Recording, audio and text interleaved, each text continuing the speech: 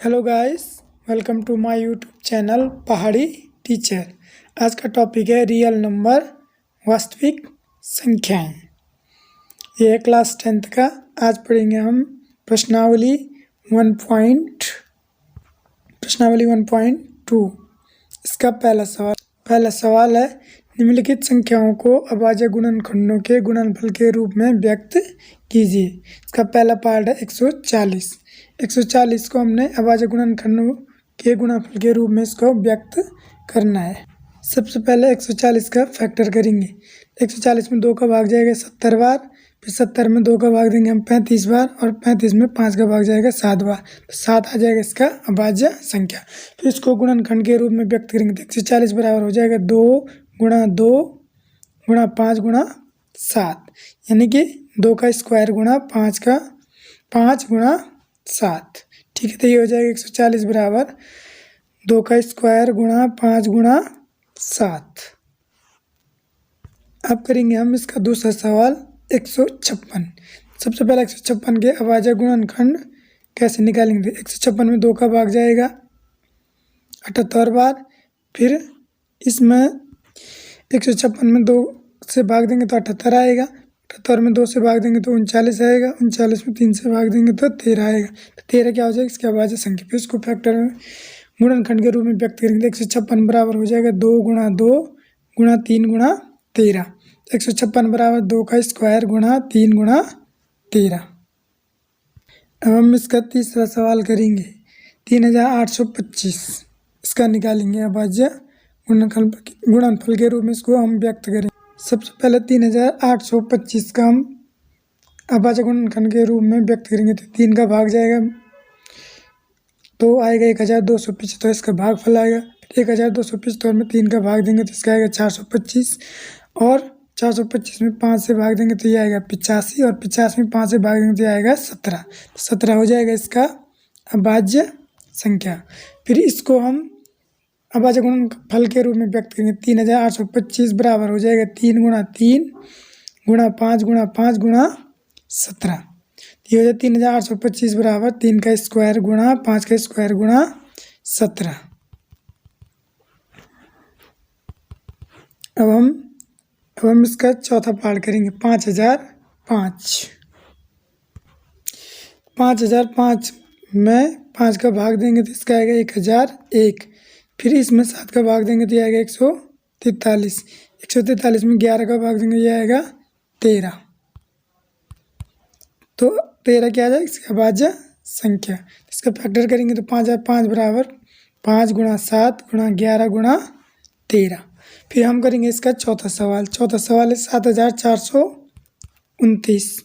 इसका फैक्टर करेंगे 17, इसमें 17 का भाग देंगे तो आएगा 437, फिर 437 में 19 का भाग जाएगा 23 पर, 23 क्या हो जाएगा इसकी अभाज्य संख्या। तो इसका फैक्टर 17 गुणा 19 गुणा 23। अब करेंगे हम इसका दूसरा सवाल है इसका, पूर्णांकों के निम्नलिखित युग्मों के HCF और LCM ज्ञात कीजिए तथा इसकी जांच कीजिए कि दो संख्याओं का गुणनफल क्या होता है, HCF गुणा LCM। इसका पहला सवाल है 26 और 91। तो पहले 26 के अभाज्य गुणनखंड निकालेंगे, हो जाए 2 गुणा 13। ठीक है, फिर 91 का निकालिए हुए 7 गुणा 13, तो इसका HCF आ जाएगा 13, और गुणनफल करिए इसका LCM आएगा कितना 2 गुणा 7 गुणा 13, यानी कि 182। संख्याओं का गुणनफल करेंगे, संख्या थी 26 और 91, इन दोनों का गुणा कर देंगे हम तो ये आएगा 2366। और फिर करेंगे इसके बाद HCF गुणा LCM कितना आएगा, HCF कितना है 13 और LCM 182, ये भी आएगा 2366, यानी कि दो संख्याओं का गुणनफल किसके बराबर है, HCF गुणा LCM के बराबर। दूसरा पार्ट है इसका 510 और 92।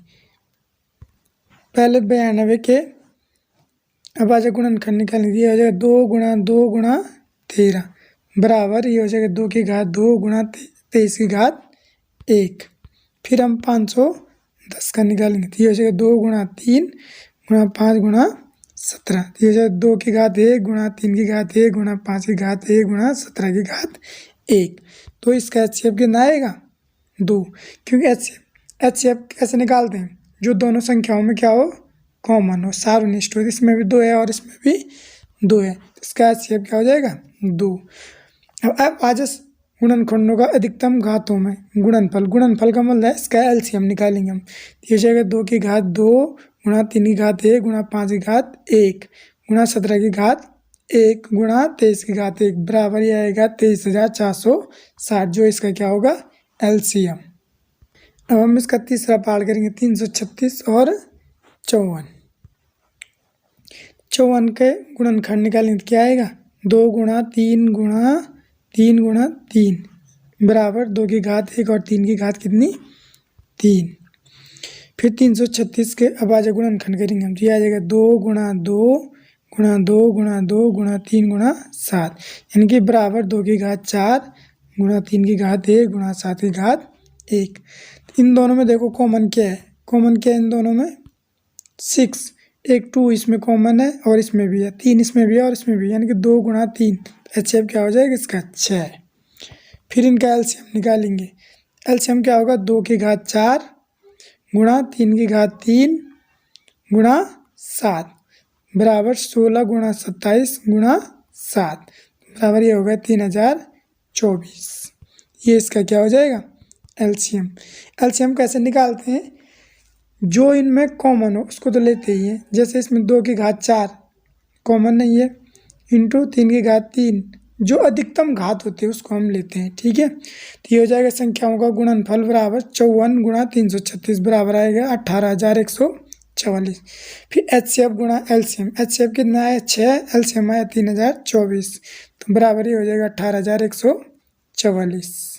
अब हम करेंगे तीसरा सवाल क्या है, अभाज्य गुणनखंड विधि द्वारा निम्नलिखित पूर्णांकों के HCF और LCM ज्ञात कीजिए। पहला है 12, 15 और 21। 12 का अभाज्य गुणनखंड क्या होता है 2 गुणा 2 गुणा 3, यानी कि 2 की घात 2 गुणा 3 की घात 1। 15 का क्या होगा 3 गुणा 5, यानी कि 3 की घात 1 और 5 की घात 1। 21 का अभाज्य गुणनखंड क्या होगा 21 बराबर 3 गुणा 7, यानी कि 3 की घात 1 और 7 की घात 1। तो HCF क्या आ जाएगा इनका 3, तीनों में क्या हो कॉमन हो। देखो 12 में भी 3 है, 15 में भी 3 है और 21 में भी 3 है, ये तीनों में क्या आ रहा है सार्वनिष्ठ, तीनों में कॉमन है, तो इसका HCF क्या हो जाएगा 3। इसका LCM हो जाएगा जो हाईएस्ट घात है अधिकतम घात है वो क्या हो जाएगा LCM, जैसे इसमें है 2 की घात 2, ठीक है, इंटू 3 की घात 1 इंटू 5 की घात 1 इंटू 7 की घात 1 बराबर ही हो जाए 2 का स्क्वायर, यानी कि 4 गुणा 3 गुणा 5 गुणा 7 बराबर 420, तो इसका LCM हो जाएगा 400।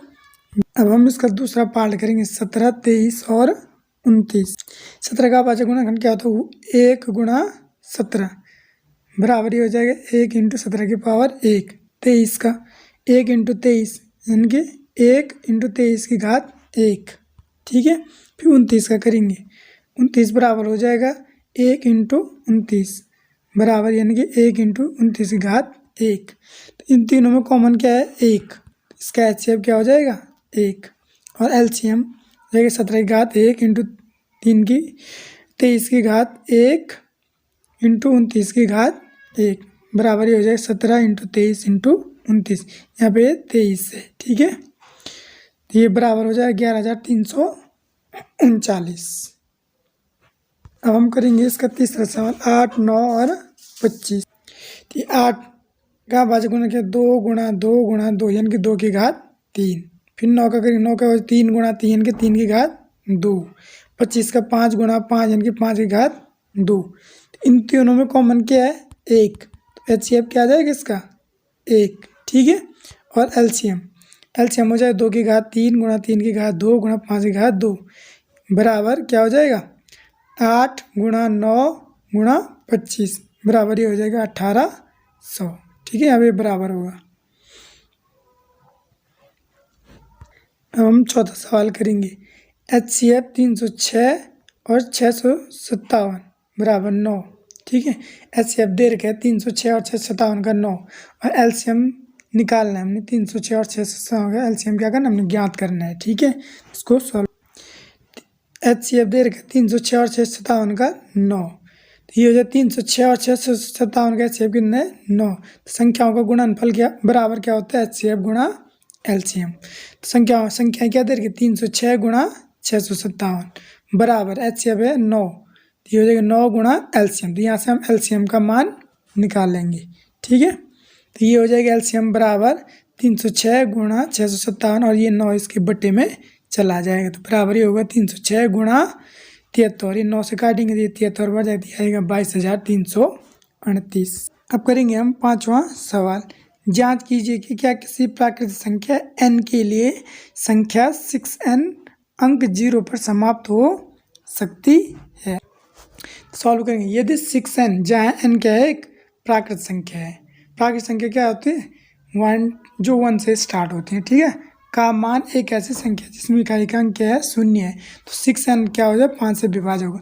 अगर 6n में n का मान प्राकृतिक संख्या है और उसका इकाई का अंक क्या है 0 है, तो 6n किससे विभाज्य होगा 5 से विभाज्य होगा। तो 6n बराबर हो जाएगा 2 × 3 इसका होल स्क्वायर क्या हो जाएगा n, इसका होल का स्क्वायर होगा n।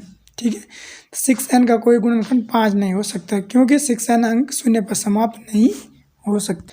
अब हम इसका 6वां सवाल की व्याख्या कीजिए कि 7 गुणा 11 गुणा 13 गुणा 7 गुणा 11 गुणा 13 प्लस 13 और 7 गुणा 6 गुणा 5 गुणा 4 गुणा 3 गुणा 2 गुणा 1 प्लस 5 भाज्य संख्याएं क्यों हैं। देखो 7 गुणा 11 गुणा 13 प्लस 13 बराबर इनका गुणा करेंगे तो आएगा 101 प्लस 13, ये हो गए 1014। 1014 का भाज्य गुणनखंड करेंगे हम पहले 2 से भाग जाइए आएगा 507। 507 में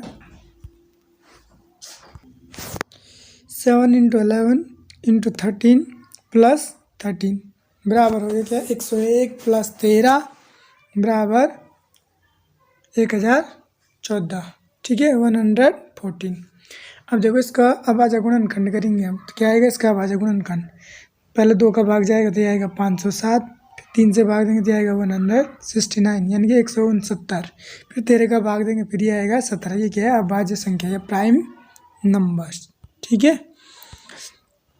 7 गुणा 11 गुणा 13 प्लस 13 को अभाज्य गुणनखंडों के गुणनफल 2 गुणा 3 गुणा 13 गुणा 13 ये वाला है 2 गुणा 3 गुणा 13 के रूप में क्या किया जा सकता है व्यक्त किया जा सकता है। तो अंकगणित के आधारभूत प्रमेय के अनुसार 7 गुणा 11 गुणा 13 प्लस 13 क्या है एक भाज्य संख्या है। ठीक है, इसी प्रकार 7 गुणा 6 गुणा 5 गुणा 4 गुणा 3 गुणा 2 गुणा 1 प्लस 5 बराबर इन सबको गुणा करके क्या आएगा 5040 प्लस ये 5। ठीक है, बराबर ये आएगा 5045। फिर इसका भी क्या करेंगे हम अभाज्य गुणनखंड करेंगे तो ये आ जाएगा 5045, 5 से भाग देंगे तो आएगा 1009 जो कि एक अभाज्य संख्या। ठीक है, तो ये हो जाएगा 5 गुणा 1009। ठीक है, तो 7 गुणा 6 गुणा 5 गुणा 4 गुणा 3 गुणा 2 गुणा 1 प्लस 5 को 5 गुणा 1009 अभाज्य गुणनखंड के रूप में क्या कर सकते हैं हम लिख सकते हैं। ठीक है, अतः संख्या 7 गुणा 6 गुणा 5 गुणा 4 गुणा 3 गुणा 2 गुणा 1 प्लस 5 क्या है अंकगणित के एक आधारभूत प्रमेय के अनुसार क्या है भाज्य है। अंकगणित के आधारभूत प्रमेय क्या होती है A = ठीक है, अंकगणित की आधारभूत प्रमेय क्या होती है कि प्रत्येक भाज्य संख्या को क्या कर सकते हैं हम अभाज्य संख्याओं के गुणनफल के रूप में क्या कर सकते हैं व्यक्त कर सकते हैं। ठीक है, यह गुणनखंड अभाज्य गुणनखंडों के आने वाले क्रम को क्या होता है एक अद्वितीय होता है। ठीक है, यानी कि किसी भी भाज्य संख्या को हम अभाज्य संख्या के गुणनफल के रूप में क्या कर सकते हैं व्यक्त कर सकते हैं, उसको कहते हैं हम क्या अंकगणित के आधारभूत प्रमेय। लास्ट 7वां सवाल, किसी खेल के मैदान के चारों ओर एक वृत्ताकार पथ है। ठीक है, इस मैदान का एक चक्कर लगाने में सोने को 18 मिनट लगते हैं, जबकि इसी मैदान का एक चक्कर लगाने में रवि को कितने मिनट लगते हैं 12 मिनट लगते हैं। ठीक है, मान लीजिए कि वो दोनों एक ही स्थान और एक ही समय पर चलना क्या करते हैं प्रारंभ करते हैं और एक ही दिशा में चलते हैं, कितने समय बाद वे पुनः प्रारंभिक स्थान पर मिलेंगे। क्या करेंगे, इसका एलसीएम निकालेंगे हम। ठीक है, ये हो जाए 12, पहले 12 का फैक्टर करो, 12 का भाज्य गुणनखंड क्या हो जाए 2 गुणा 2 गुणा 3, यानी कि 2 का स्क्वायर गुणा 3। ठीक है, 2 की घात 2 गुणा 3। 18 का क्या हो जाए 2 गुणा 3 गुणा 3 बराबर 2 गुणा 3 की घात 2।